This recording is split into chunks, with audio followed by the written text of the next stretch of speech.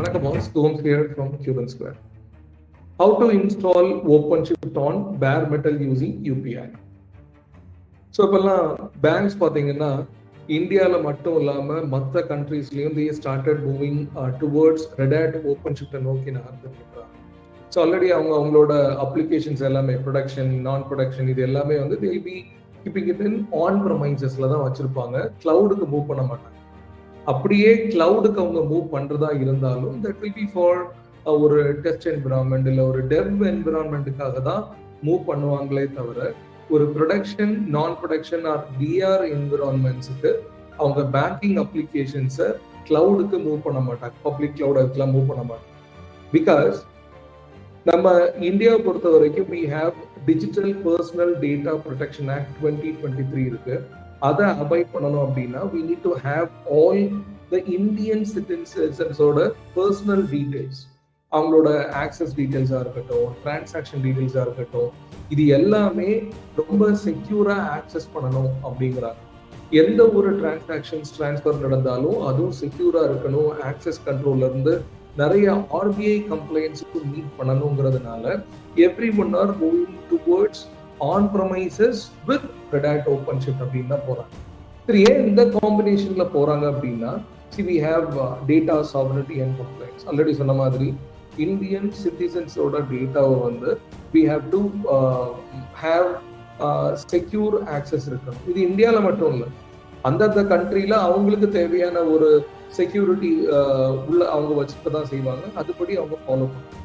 Then ஆடிட்டபிலிட்டி and SLA enforcement, நம்மளோட secure லாகாக இருக்கட்டும், monitoring, எல்லா விதமான ஆக்சஸ் லாக்ஸ் எல்லாமே அதை மானிட்டர் பண்ணுறது, அதை ஆக்சஸ் பண்ணுறது, ப்ளஸ் சென்ட்ரலைஸ்டாக ஒரு சிம் டூலில் மேனேஜ் பண்ணுறது, இது எல்லாமே எனக்கு ஈஸியாக ஆன் ப்ரமைசஸில் இன்டகிரேட் பண்ணணுங்கிறதுனால this also supports the RBI கம்ப்ளைண்ட்ஸை சப்போர்ட் பண்ணுற மாதிரி இருக்கு. Then UPI method, user provisioned infrastructure method.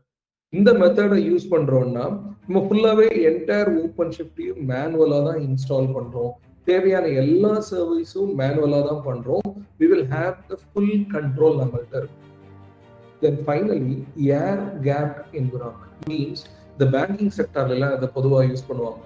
air gapped environment அப்படின்னா ஆன் ப்ரமைசஸ்ல நான் யூஸ் பண்ற ஓப்பன்ஷிஃப்ட் கிளஸ்டருக்கு there won't be any internet access, அது இல்லாம நான் பார்த்துக்கிடுறேன், செக்யூரிட்டி கம்ப்ளைண்ட்ஸ்க்காக ஐம் யூசிங் தட் அப்படிங்கலாம்.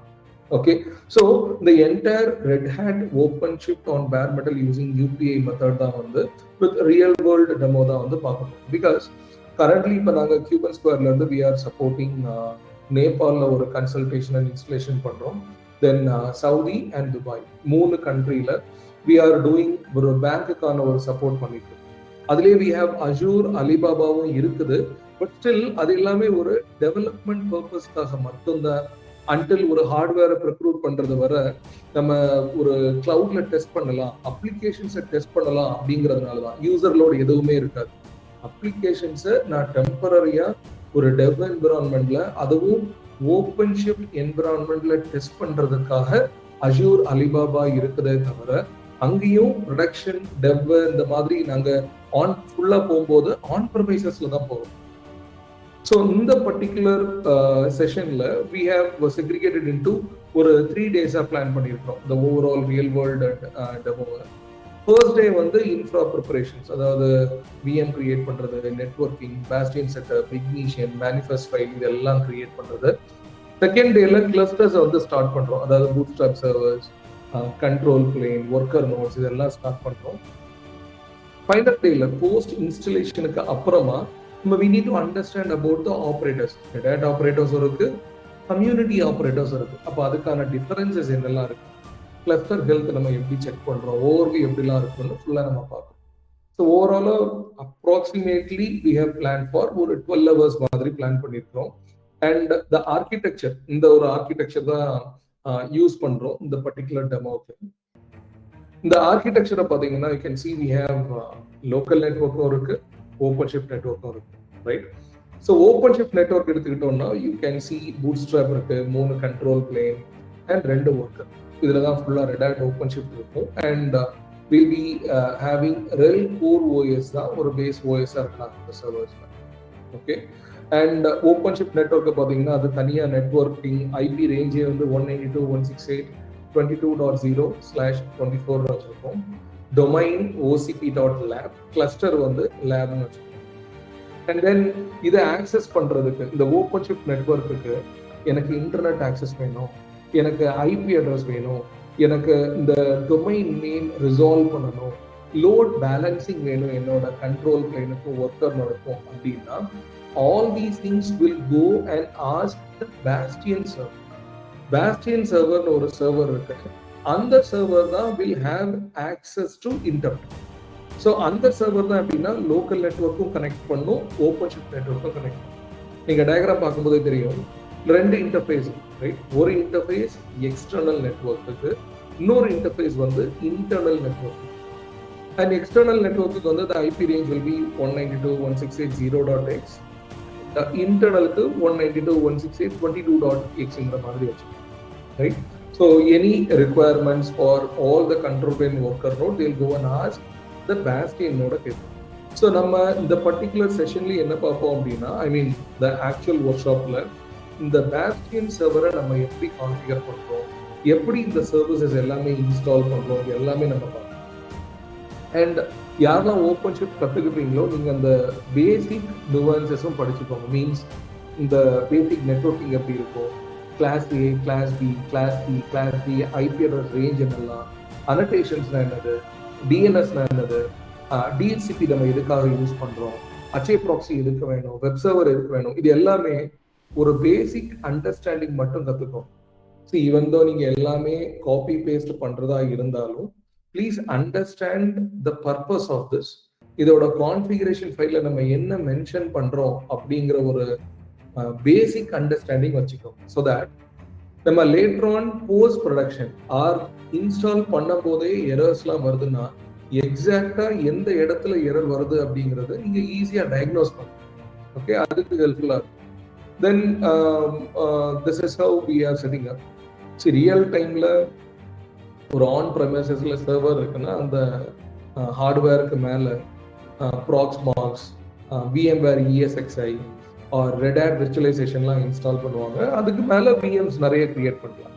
இங்கே CubenSquareல இருக்கிற சர்வரில் நாங்கள் என்ன பண்ணியிருக்கிறோம் அப்படின்னா, அந்த சர்வர் இருக்கு, on top of that Ubuntu, அதுக்கு மேலே VMware ஒர்க்ஸ்டேஷன் இன்ஸ்டால் பண்ணிட்டு then we have created all the VMs, Bastion, Bootstrap, 3 control plane, 2 worker node எல்லாம் இன்ஸ்டால் பண்ணுங்க.